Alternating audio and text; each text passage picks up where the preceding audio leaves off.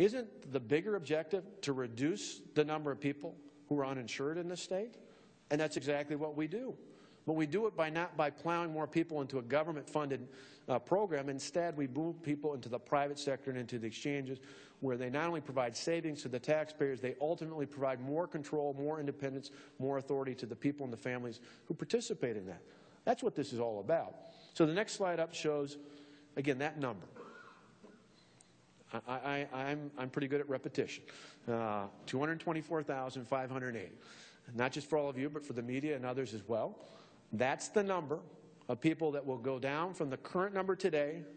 There will be 224,580 fewer people under our plan who will be uninsured once we put this into effect.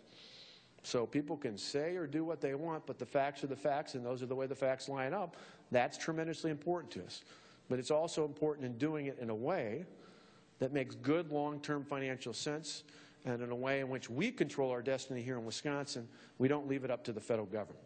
Now, a couple other things along with that.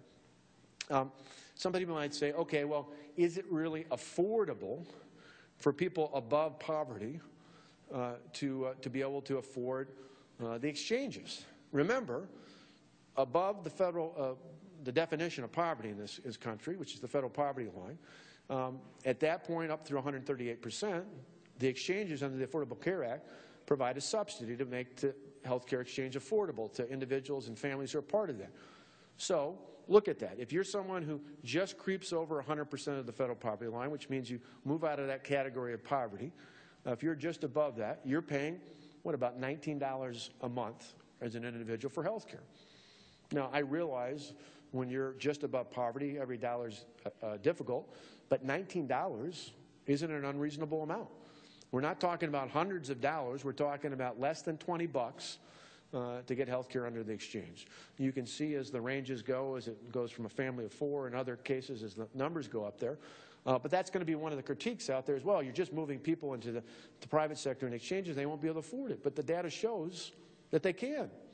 Any reasonable conclusion shows that it is extremely affordable under that option to go beyond Medicaid and to go in a position where individuals and families will be able to control their own destiny.